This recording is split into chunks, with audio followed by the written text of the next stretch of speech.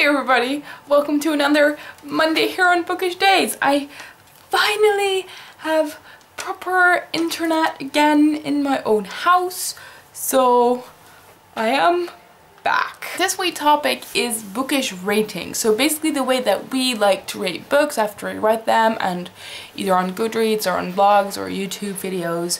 But also things that we like that other people use. Personally, I'm more into a bit more detailed systems.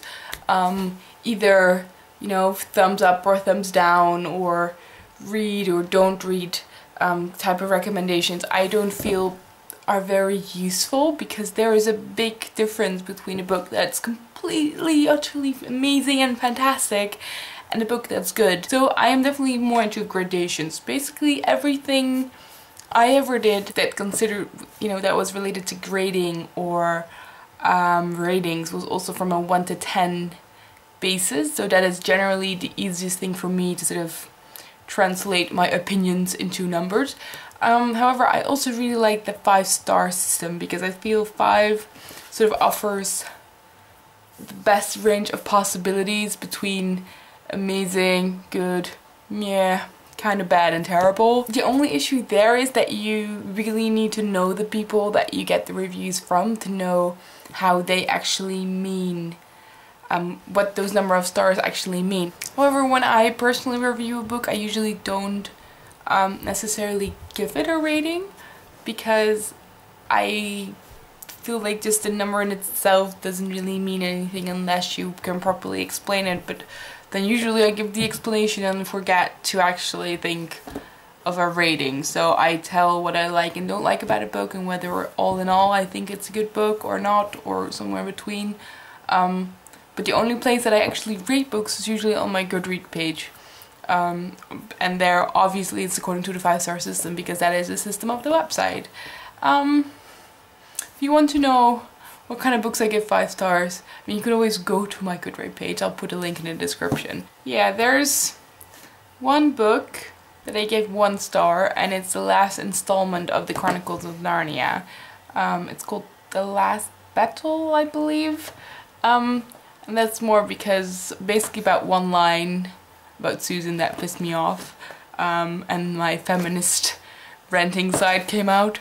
Other than that, there are a few books I gave 2 stars. One that I gave 2 stars I just noticed was The Lost Symbol by Dan Brown, which I actually have right here, and it's a massive book, and I enjoy reading this, I remember that, but I just, it's very similar to his other books, and I think the Da Vinci Code and the Angels and Demons are just a lot better. Another book I only gave 2 stars is Pride and Prejudice and Zombies, and that is because I loved the concept or premise of this book, but if you read it, it is so obvious which sentences were written by Jane Austen and which were written by, what is his name, Seth Grahame-Smith, because he's just not a particularly good writer, and then the plot in the end just does not make any sense, to me at least. What else?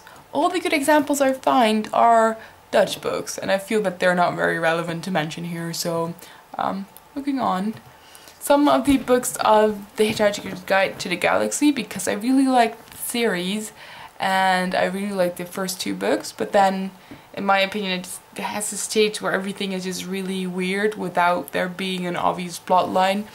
So that's something I was a bit in between about. The Bro Code and Robinson Crusoe. 3 stars I usually give when I feel like the book is okay, but it's not amazing.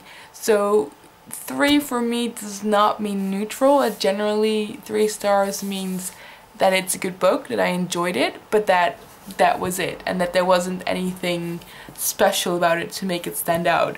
So I also, for example, have The Devil Wears Prada, Foucault's Pendulum, Mark Twain, The Princess Diaries. 5 are the books that I really feel like they are so amazing I don't know what to do with myself after I finish them. Some example of this would be Persuasion by Jane Austen, The Hobbit or Lord of the Rings, the Harry Potter series, the Fault in Our Stars. There are actually quite a lot of books that I really went 5 stars, but if I think back, they're all books. It's like, oh, that one was the best ever, but that one was also the best ever. And I don't know, I think I was very fortunate to have read a lot of great, amazing books last year.